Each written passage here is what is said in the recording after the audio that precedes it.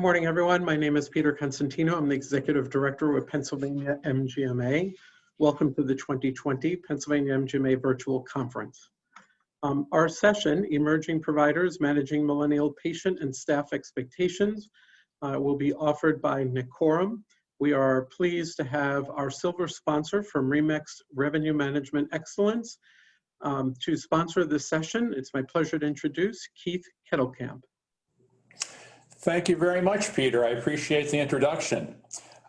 Again, I'm Keith Kettlecamp. I'm President and CEO of Remex Incorporated. We're a collection agency headquartered in Princeton, New Jersey.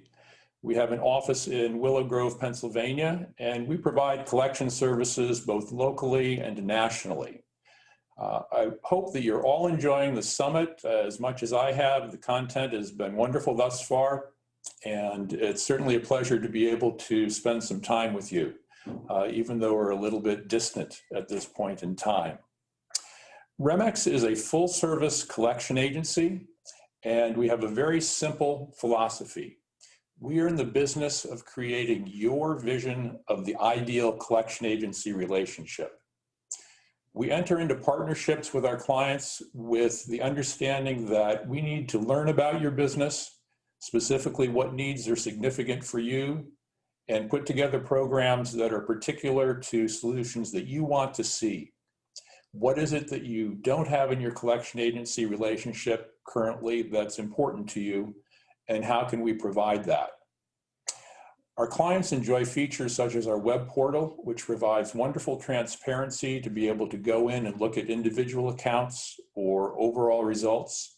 It gives you a level of transparency that can create great comfort. We are dedicated to compassionate collection. It is the hallmark of the approach that we use, and it permeates our entire company and our business philosophy. We understand that we are always acting as an extension of you, our client, and how we present ourselves is paramount to the reputation that you and we have collectively. We are absolutely committed to being the #1 result-oriented agency, along with providing those types of features that you want to have in the process. We understand that revenue is significant to you. We've been able to partner with our existing clients during this COVID time and creating extra revenue stream through dedication. We've been up and running the entire time, and we continue to have that dedication to what we do in the future. Again, I appreciate the time to share a little bit about us. I invite you to visit our virtual booth. There are a number of pieces of information that I think you will find interesting there. We invite you to reach out to us to obtain further information. And I'm really excited about the next session that we have coming up. I have 4 children of my own, 2 who are millennials, and I'm very much looking forward to the secrets of how I deal with them within my own family as well as within my business. So I hope you enjoy the rest of the conference. Thank you very much. Keith, on behalf of the Pennsylvania MGMA Board of Directors, thank you and your company for being a sponsor of this event. It is now my pleasure to introduce our session speaker, Korom, who is a senior healthcare business banker for PNC Bank in Lancaster, Pennsylvania. Over the past 6 years, Nick has provided a holistic, value-based relationship management approach for private medical and dental practices throughout central Pennsylvania.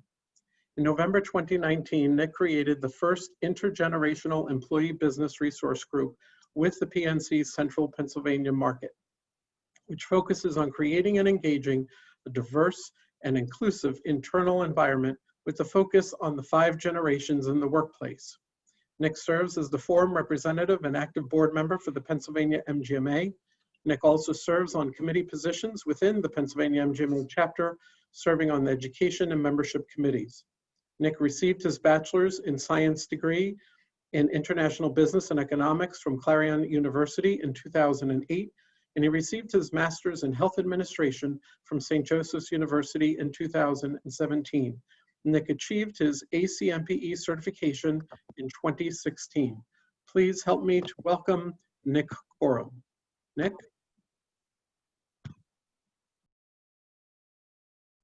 Thank you so much, Peter. Can everybody see my screen? Can you see it, Peter? Can you just give me a Yes. thank you so much? I'm so excited for the opportunity to talk about this topic, and it kind of runs hand in hand with what we talked about yesterday with Nick Gaudiosi's talking about consumer trends, as well as our diversity and inclusion panel, which we're going to talk about in a little bit regarding employee resource groups and how to be able to engage millennials in general. And just coming off of Mike Regina's recent presentation, I want to talk about something that I'm passionate about in general, and that gives me purpose. And I hope that you can see what's passionate to millennials and what gives purpose in two different aspects of how we're going to be able to look at millennials. So you may be asking yourself, like, why would we want to really focus on millennials? I mean, what is so special about millennials compared to the other generations that we have? And we have 5 generations that are actually entering the workforce right now, which is the first time that we've had this in 2020. And we're going to go into more detail about it, and I'm going to talk about it. Something I'm passionate about, like was introduced. I started the first intergenerational employee business resource group within PNC in Central Pennsylvania. Being a millennial myself, I see myself trends that are happening that people point out that I can definitely point to throughout this presentation. I want this to be interactive. I definitely want you to be able to. There's going to be questions throughout the presentation. And definitely, if you have the opportunity, please take the time to write in the chat box so we can be able to be interactive and engaging through the questions that we're looking at. So first, we have to break down the millennial generation. Who are the millennials that you look at? Are they these, as people say, these punk kids that are coming out, they get all the debt, everything like that? That's what everybody, you hear the stereotypical millennial and what millennials look like in general.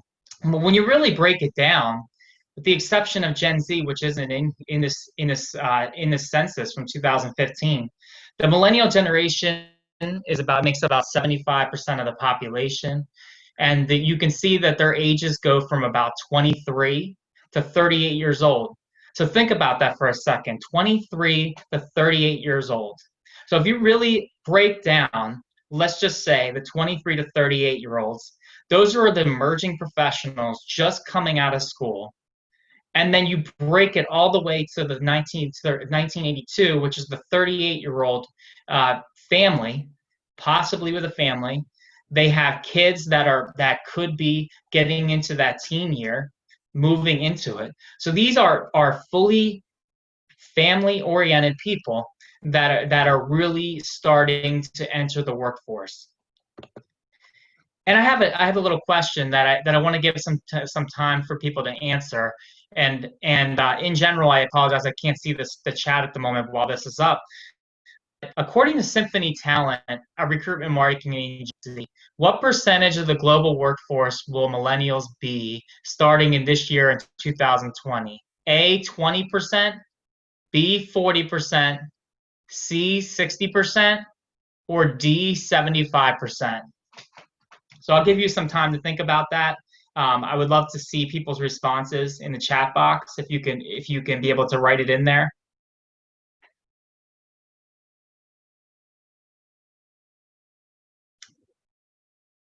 And this is why this is so important when we really look at it. So 20%, 40%, 60%, or 75% of the workforce will be millennials starting this year, the ages 23 to 38. So we're going to look at it right here. 75%. Think about that for a second. 75% of the global workforce is going to be millennials starting in the year 2020.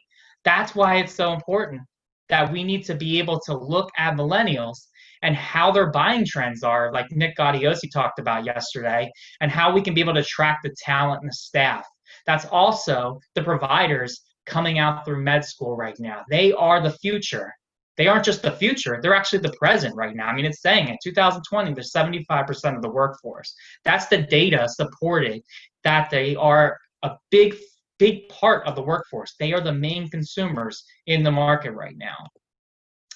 So let's look at some millennial misconceptions. We talk about millennials in general. I hear this all the time, and it's kind of a joke in a sense. But let's just look at some of the stereotypical misconceptions that we look at. We look at that millennials lack work ethic. I mean, oh my gosh, millennials. Oh, they lack this work ethic. They don't want to come to work every day. They want to go 9 to 5. They want to just be able to do that in general. But actually, millennials are very focused on productivity with tech and automation. The data supports it. Again, we are looking at what the data supports in general about millennials. We're not making stereotypical remarks about millennials. We're looking at how the data supports it. They want participation trophies. We've heard that all the time. Millennials just want participation trophies. They want their kids to have participation trophies, everything in general. They only care about money and a higher salary. Millennials just want to be able to gain all this money. They want to be rich right away. That's all they care about. When millennials, the data supports that they value prize, transparency, and ethics over recognition. Think about that. Prize, transparency, and ethics is what's important based on the data that's supported. Recent data supports that 65% of millennials compared to 52% of adults over 45 value employer culture over salary. We're going to talk about this more in detail in a little bit, but think about how millennial staff and millennial patients look at your organization or practice. Do you have a clear vision, value, and mission statement in general? Is it understandable? Does it match the values of your organization and where your organization is going into the future? That matters. It supports it with the data. It matters to millennials. It matters to me, and I'm sure that it matters to most millennial staffing and consumers. They're complacent. They don't want to go anywhere. They just want to be able to work 9 to 5, like we talked about, and they're just complacent in general. When actually the data supports that 59% of millennials say that competition is what gets them up in the morning, compared to 50% of baby boomers that say the same thing. The drive, the ambition, the ability to be able to continue to push yourself, that personal development, which we're going to talk about in a little bit, that's what drives millennials in general. The data supports it again. They're driven by self-interest. All they care about is themselves. That's all that we care about. We care about participation trophies. We want to be able to driven by self-interest. When actually 61% are worried about the world and felt responsibility to make a difference. We're going to talk in general about corporate social responsibility in a bit, but that's the data supporting this. 61% are worried about the world and how they can be able to make a difference in the world. They are tuned in more. They are thinking about how they can be able to make a difference, help people in general. That's what's important. So let's look at the millennial expectations, and we're going to look at it in general from 2 different aspects. So I'm going to separate the patient and the staff. So the patients, they look at 2 different aspects. They're tech savvy, and you need to keep them active, keep them engaged. How do you be able to keep millennial patients coming to your organization, coming to your practice, being able to be engaged? How are they engaged within everything you're doing within your organization? Also, you have to be able to stay up to date with the most technologically advanced softwares, abilities, efficiencies. Millennials want efficiency. They want it quick, and we're going to go into detail why.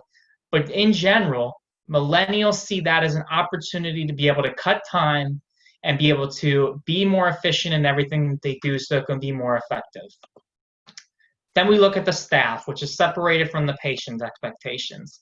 The staff in general is looking at electronic communication. How do you communicate with them electronically? How are you building electronically so that the staff can have that interaction with you as the employer?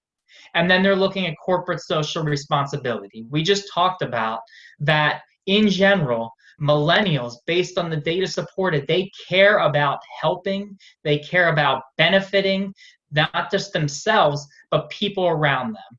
And we're going to talk about corporate social responsibility, which is so important to the overall employer and practice and HR in general. So let's first break down the patient expectations in general from a millennial perspective. So I'm going to ask a question again, and if you could please write in the chat box. According to the advisory board in 2016, a healthcare organization, what percentage of millennial patients do you believe would consider emailing their doctor? A, 1 in 50, B, 1 in 25, C, 1 in 10, or D, 1 in 4? So I'm going to give you some time to be able to answer that. And if you're listening to the recording here after, I mean, you can be able to answer this as well. I'd love to be able to hear your responses from it.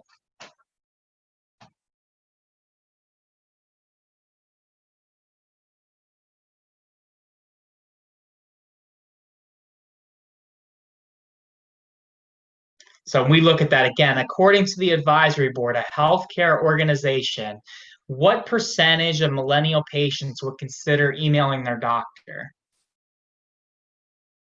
Now, if you answered D, it's around 26%. So 1 in 4 patients that walk in your door that are millennials, which we talked about are 75% of the workforce in 2020, they want that interaction. They want that be able to have electronic communication. They want to be able to be digitally connected, the relationship between them and their physician with whatever they're doing from a medical perspective. They're digitally savvy. We get it. They're technologically advanced. They want all the latest technology. That's why we have the iPhone, iPads. We have all this type of digital technology in front of us right now. But that's all because they want that efficiency and they want that relationship from an email perspective and being able to have it. So how do you attract those millennial patients? 75% of the workforce, like I talked about, these are the people that have the full families. They're engaged. They are main consumers in the market. They're really your crux of your future and present patients in general. So most millennials have never completed a paper job application. I mean, I don't even know the last time that I completed a paper job application. I look at when I can't even put my finger on the last time I completed a paper job application. Everything's done through online. I save everything to a computer, an iPad, a phone. That is everything that's in there. My resume, my cover letter, my references, everything are on my computer. So if I've never completed a job application in general, or millennials in general, because where are they giving paper job applications to? Everything is digital right now, from an HR perspective. Then what does that mean in terms of a paper in general? Do you really think that patients want to sit in your office and complete patient forms? I mean, we don't even have to talk about millennials here. I mean, in general, patients, I mean, do they really have the opportunity and the time to be able to sit and fill out patient forms? I would say probably not. I mean, this is the future of healthcare. It's been transitioning over the past 5 to 10 years, but in general, patients, I mean, you have to look at them from the perspective and the lens. They aren't filling out anything in person anymore. So they want the same type of service that is, in general, look at what is available in the current marketplace and how they're consumers. So you see the no paper, and what does that really mean, and how can you be able to benefit from this? Here's a couple of different things. You can have the PDF writable patient forms and financial policy on the website. It allows the patient to be able to fill out the information on their own and bring it in whenever they can. The ability to upload documents from the cloud to your EHR. Most of you have transitioned or are transitioning to the cloud, which is the future of EHR in general. We talked about the electronic communication, 1 in 4 millennial patients, physician, the HIPAA compliant PHI secured email portal allows them to be able to have that open line of communication between them and the physician. I know in general, I have 3 girls, which are, one's in college, and then I have a 7 and a 4-year-old. With the 7 and the 4-year-old with their pediatric practice, my wife wants to be able to communicate directly. She wants efficiency. She wants to be able to have that type of relationship with her pediatrician, the pediatrician that's working with got 2 younger daughters, so that she can be able to have that connection with the physicians. So that happens with that digital patient sign-in as well. The digital patient sign-in even goes further to how they can be able to research, how they can be able to see what is going on with the diagnosis, the treatments. How can they be able to pay their bill? What can they see when they're paying their bill? How do they have that connection? It's all so important to being able to have that connection from a patient relationship. And then finally, text notifications of appointments. Gone are the days when we have that little paper that tells us when our next appointment is. We just don't have that anymore. I mean, you go to any type of physician practice in general, just think about separate from your own and thinking about when are you going to have your next appointment. If you don't have that reminder, have an appointment coming up, you're probably going to forget about it. We talk about how can we be able to engage patients? How can we be able to keep them active? How can we be able to make them not miss their appointments and things like that? It's those notifications. It's those engaging, being able to have them reminders. That's how you get patients to be active and active patients in general from a communication perspective. I know that every millennial, if you think about it, from 23 to 38, has a very busy life. Like I said, I have a college-aged daughter. I have a 7-year-old and I have a 4-year-old. My college-aged daughter had softball, about softball, taking her to softball, going to her games, working as much as I do, and being able to have the opportunity that things slip. They're slip. And there's also ballet. There's everything that we're looking to do. That's not even counting the family time that we want to spend with our families, because we care about that opportunity to spend with our families and the work-life balance. So being able to get that text reminder is so important, because it reminds us that we can be able to be engaged and go and have that open line of communication, so that we can be able to be remembered, that we can have be able to go to our appointments on time. Let's look a bit further with attracting millennial patients. Just a little bit of insight. 1 minute for patients to schedule an appointment using a website versus 8 minutes to schedule an appointment over the phone. Think about the efficiencies that are created. This isn't just talking about a millennial. This in general. This is talking about efficiencies within the practice that millennials are attracted to, but that helps the practice in general. That's 5.5 hours of administrative time served per month, saved per month per provider. 7% of patients say web scheduling is important when choosing a provider. Over the phone, it's just not efficient anymore. Moving to that web scheduling is so important to be able to engage, attract, and be able to really develop on your attracting patients, particularly within the millennial generation. And that increases 4 times higher patient rolling, having that ability to be able to save that administrative time. You're not only attracting those patients, which is the core of the patients that you should be attracting at the moment, but you're also creating efficiency within the practice. You're cutting down costs. You're creating efficiencies within the practice. And to be honest with you, that's where you should be going in general, moving into the future. It's even more attractive right now with COVID, because what COVID did was COVID took an idea that really was kind of moving along slowly over the past 5 to 10 years, accelerated it to make it more important. Now, all these things that are digitally savvy, all these web schedulings, all this cloud, eliminating the paper, everything, it's more important now because it's on the forefront compared to where it was before. COVID in general made contactless payments. It made the ability to be able to have that interaction, this tech savvy interaction, like I said, more important and more on the forefront. So looking at the ideas in general, offering online scheduling on the mobile and desktop device that patients can access when it's most convenient for them day and night. This right here was the greatest invention for millennials and everybody. Why? Because everybody has it.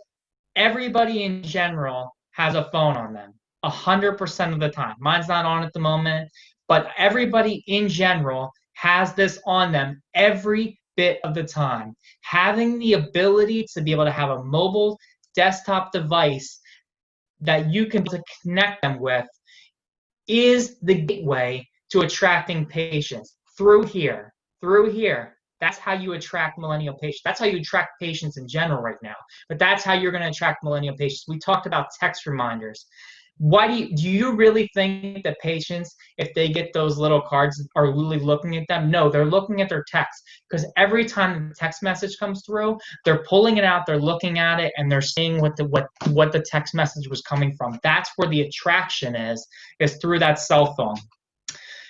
And most of the time, like we said, day or night, we talked about busyness and the like. Sometimes, and I think of myself, sometimes the ability to be able to look and see when I have time to actually do something is at nighttime after I put the kids to bed. So after I put the kids to bed, then I'm able to really look at what's important, whether it's finances, whether we're looking at our appointments for the week, scheduling out our week, budgeting, things like that. That's what I do it at night. So having that accessibility to be able to engage those patients at all hours of the day, that's what's important right now. So we talk about it saves time for your patients by allowing them to claim open spots on your schedule. Talking about web scheduling, allowing the patients to have that flexibility. Patients want flexibility, millennials in general. The data supports it. This is where the industry is going. So if you can't keep up with the industry, unfortunately, there are going to be digital providers that are coming into the healthcare industry that are going to be able to keep up, and they're seeing this because they're looking at the data and they're attracting those millennial patients in general. So marketing the practice with common color schematics, logos, and verbiage should be consistent across physical locations, business cards, social media outlets, defining the authentic brand. Real pictures of the staff providers in the office versus stock pictures go a long way. We talk about the connection. Millennials in general, based on the data, want to have that connection with the practice. They want to be able to feel like they know everybody in that practice. They have that relationship with the physicians. They have that relationship with the staff. That's that connection. If there's more personable, and we're going to talk about the research that they do on the website, making sure your website is up to date, that's really important to a millennial in general. So how do you keep millennial patients active and engaged within your practice? Are your providers competing against other millennial providers? Possibly. So let's look at a question here. What percentage of millennial doctors do you think prefer to be informal when treating millennial patients, even asking to be called by their first names? So I'll give you a moment to be able to answer that in general.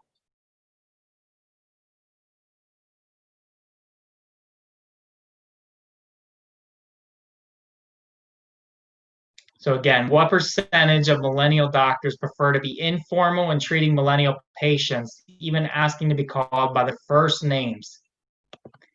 So we're going to look at 81%. 81% of millennial doctors prefer to be informal when treating millennial patients. I work directly with physicians. I can tell you that more than 81% of the physicians I deal with want to be recognized by their first name. It's a stark contrast to what we used to be. So we look at another question. What percentage of millennial doctors encourage patients to research treatments online before appointments to make it more effective and are highly to give more detailed explanation of treatments compared to older doctors? So I'll give you a minute or so to answer this question. Again, what percentage of millennial doctors encourage patients to research treatments online before appointments to make it more effective and are highly likely to give more details and explanations of treatments compared to older doctors?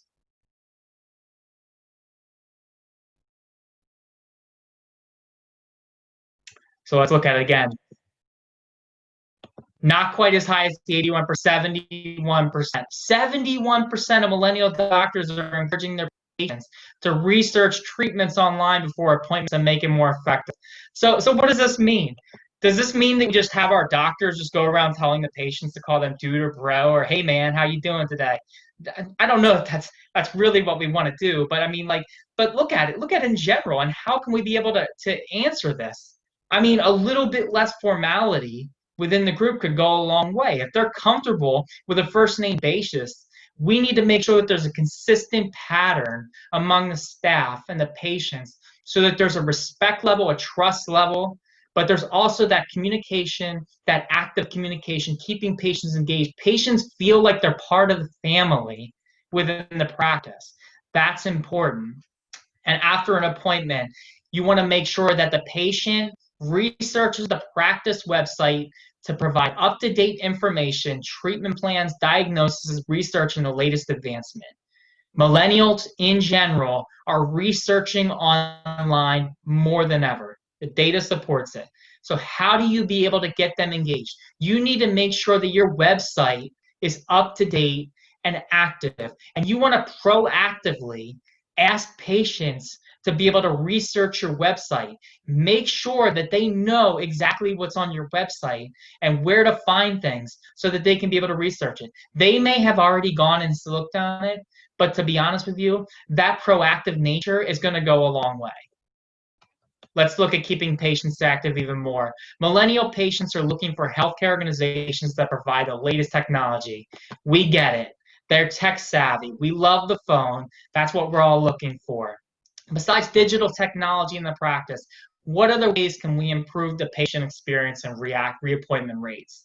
Well, let's look at 3 different aspects. Number 1, track what patients are saying about your providers and organization, in addition to helping you understand how patients search for care. You want to be able to have the patients have an idea what they're saying about the care in all different aspects of digital technology. Number 2, increase your visibility on third-party websites like Yelp and insurance websites to make it easier for patients to find your organization and your providers. You need to know and have a strategy for social media to be able to track those patients and keep them active. How most patients that are millennials are going onto those third-party websites to be able to research and know exactly who takes what insurance, what people are saying, what about that practice in general. Most of the time, these patients, the first thing they're doing before they go to your practice or organization is they're looking on place, Googling organization to see what the replies and responses are looking like. You need to be able to monitor that in a way that's respectful, but have it in your plan, in your marketing plan. And number 3, proactively communicate a patient's next steps and ensure they understand their plan by choosing IT services that can support seamless integration between your EHR, PM, patient engagement, and other services. Connect that connectivity between you and the patient so that they have the ability to be able to have that connectivity and efficiency with your practice. So let's shift a little bit. We've been talking about the patients. Let's go more towards the millennial staff in general. So I'm going to ask another question. What factor most influenced 87% of millennials in accepting their current job? A, opportunity for personal development. B, compensation. C, advanced technology. Or D, company culture. And I'll give you a minute to answer this. Again, what factor most influenced 87% of millennials in accepting their current job? A, opportunity for personal development. B, compensation. C, advanced technology. Or D, company culture.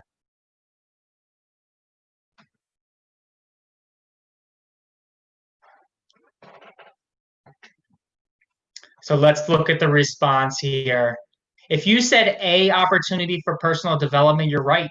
We talked about what millennials in general are looking for. They're looking for competition. They're looking to advance themselves. They're looking to develop themselves, always pushing for more. That may not necessarily mean that they're looking to grow the ladder.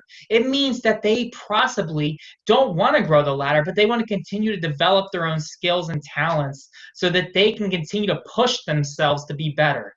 If you don't have, Mike Regina talked about this, if you don't have a passion for your job, How are you pushing yourself to be better? You need to be competitive with yourself to be able to continue to push the opportunity for personal development. 87% of millennials say that the opportunity for personal development is what is a factor in accepting their current job. They're looking at the future. They're looking at the long-term focus. How is this organization pushing me to be better? So while compensation is clearly important, I mean, let's be realistic. I mean, money has to do with it. It really revolves mostly around professional development. So what could you consider when you're looking at an employment contract in general? You're looking at furthering their medical education. Education is important, always pushing them to develop their knowledge. Knowledge is power. How can you be able to continue to make them challenge themselves? Challenge is a big word with millennials. Keep challenging them to go deeper. Keep challenging them to think deeper. Be a part of that organization in general.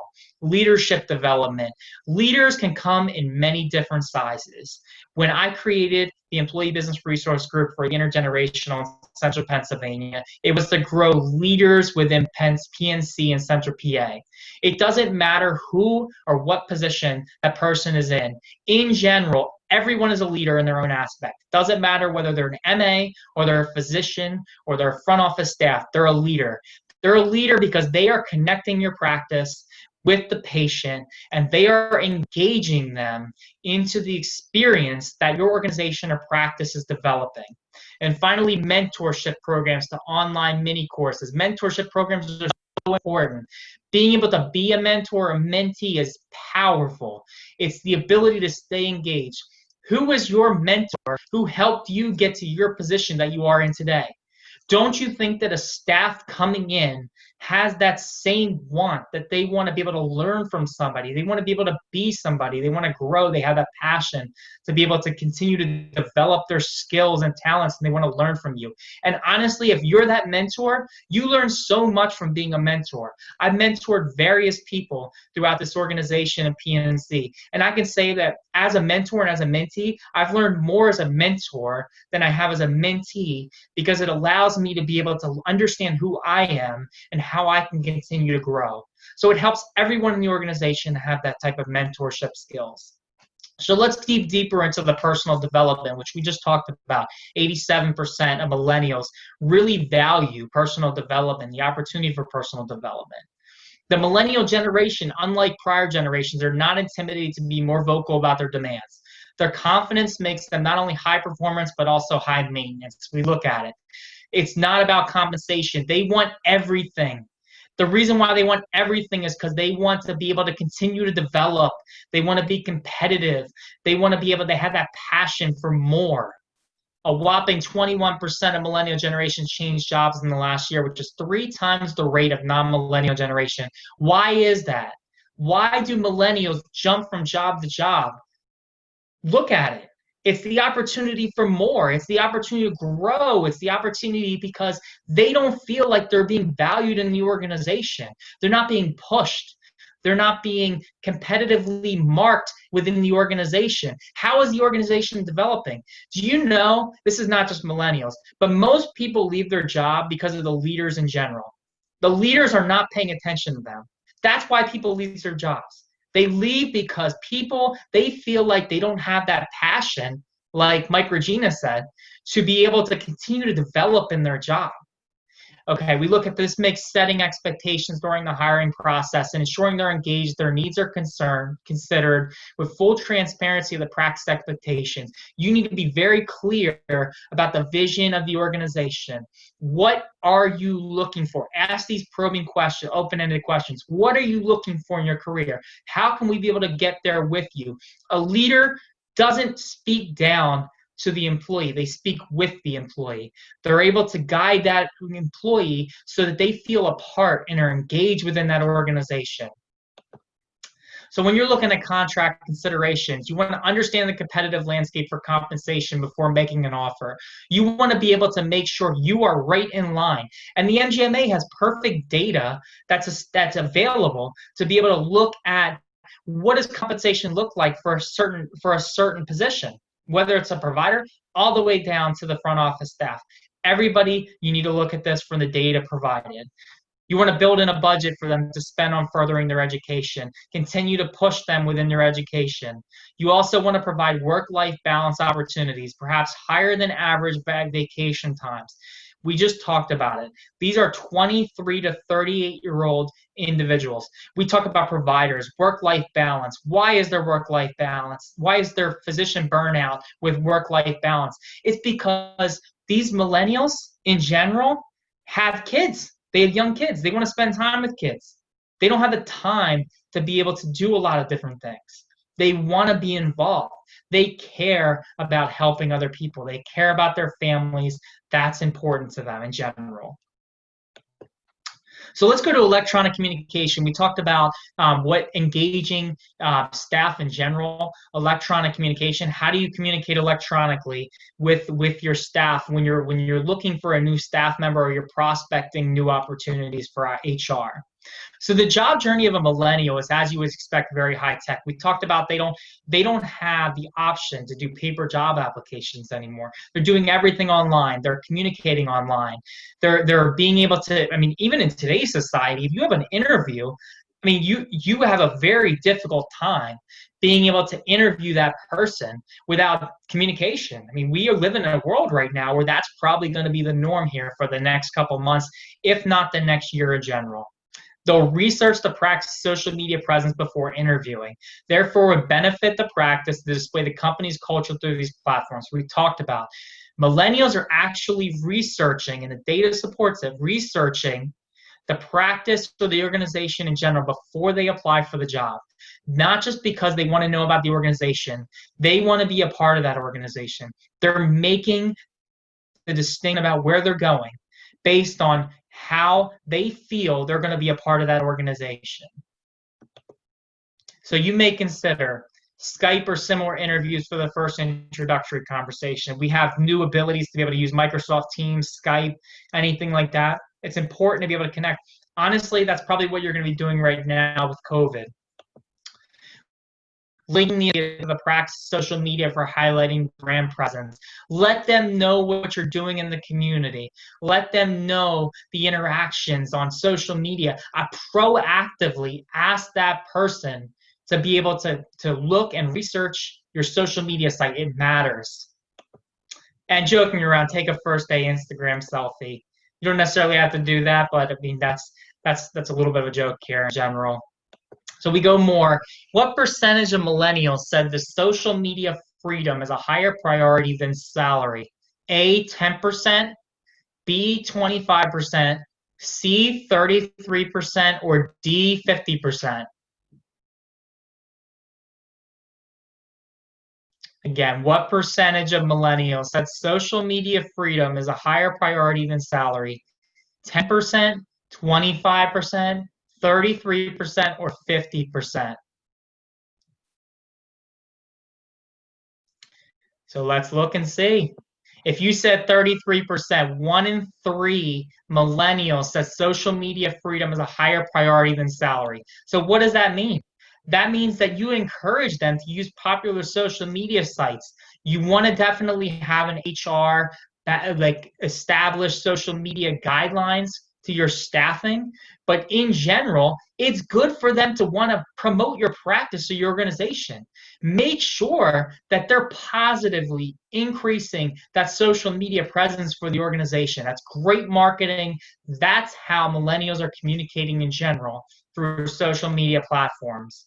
So let's look at what other electronic communication. We talked about this. You can text message potential job candidates, Skype, Microsoft Teams, and any type of electronic communication in general. So let's go to corporate social responsibility, which is a passion of mine in general. We talked about millennials in general care about corporate social responsibility. They place a high importance on corporate social responsibility when looking for work.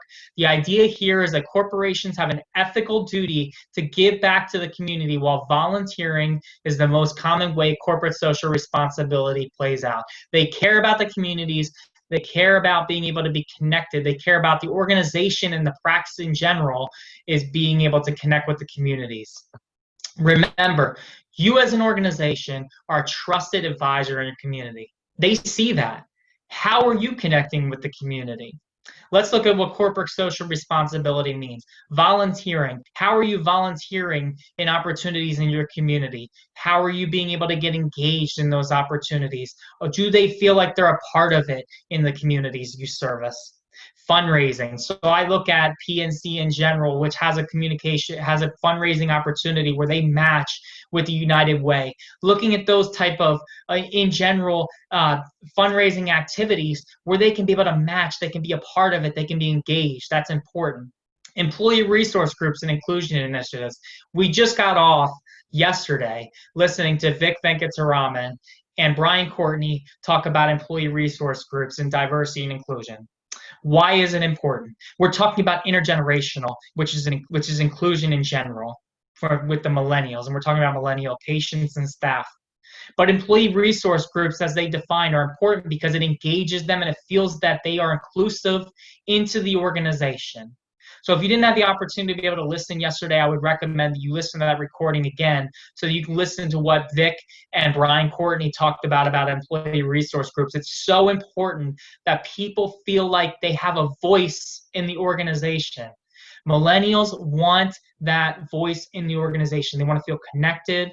They want that ability to feel like they belong in the organization and they are important to the organization in general. And that is based on everything that you can do within diversity and inclusion and sustainability. We talked about the mission, vision, and value of the organization. Goals should be based on long-term focuses. It should be clear that they know what the long-term focus of the organization is so they can feel like they're a part of it and they can feel engaged. That's important. Being able to, again, know that they understand what is the long-term focus of your organization or practice. That is so, so important that they feel that. If they don't feel like that, they're going to become disengaged because they are a short-term employee. And that's where the 21% that's bumping from job to job is because they don't feel like they're a part of the organization.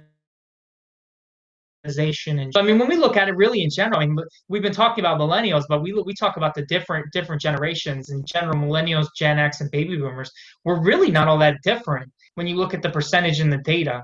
I mean, we look at the key measures of making a positive impact on the organization, helping solve social and environmental challenges, working with a diverse group of people, work for an organization among the best in the industry, doing work that I'm passionate about, becoming an expert in my field, managing my work-life balance, becoming a senior leader, achieving financial security, to name a few.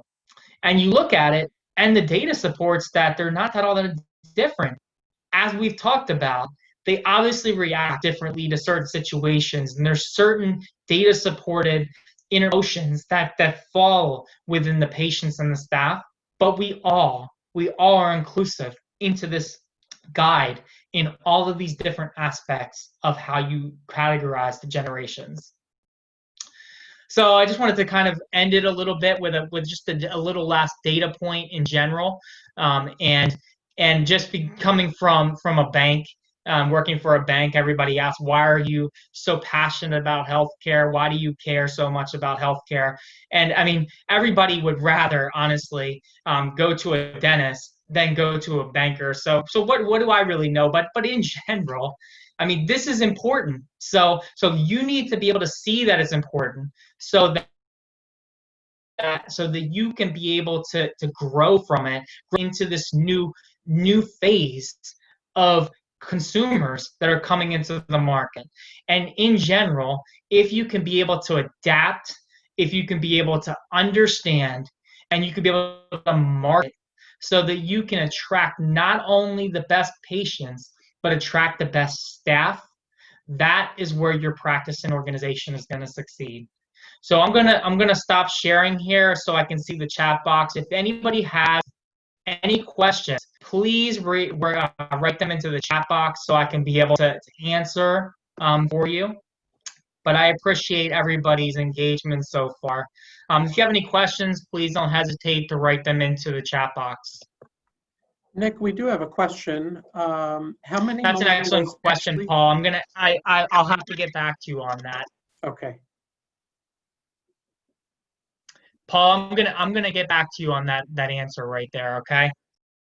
Paul asked how many millennials actually prefer to text instead of emailing their doctor. And what I'm gonna do is I'm gonna send out a follow-up for you, Paul, and I'll be able to answer that so we can send it out to the group.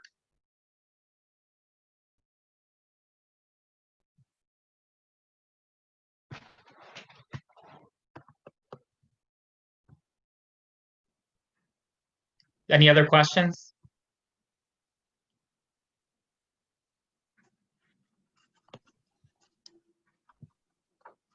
Well, Peter, thank you so much. Thank you to our sponsor in general and to everybody that's engaged through the presentation. Very much appreciate the opportunity to be able to speak this. It's important, like I said, because it's an important aspect of being able to look at the next generation, who is the core of that next generation, and how they're to interact in general. So thank you, Peter, and I'll turn it back over to you. Nick, thank you very much. Clearly, we can sense your passion in this on this topic, and we thank everyone for participating. Again, we also thank our silver sponsor, Remix Revenue Management Excellence. Please visit them in Exhibit Hall. And there's a couple of reminders, and for those of you who've been to our in-person meetings, you know what I usually do. I usually hound you to go visit our exhibitors. So please take the opportunity in the next 23 minutes before our next session and visit the virtual exhibit hall, not only to Remax, but all of our virtual exhibitors, and please have some dialogue with them. At 11:30, we will be back on our virtual network, virtual conference with our roundtables, which is always deemed to be a success as you get to be peer-to-peer with one another. And then I also want to remind all of you for the fun part of the conference, and that is our happy hour that will begin at 5 p.m. tonight. No matter where you are, close the door, bring your favorite drink, and join us for a fun way to end this virtual conference. So for now, we will say thank you again to Nick and our sponsors, and we'll see you at 11:30 for our peer-to-peer collaborative session. Thank you.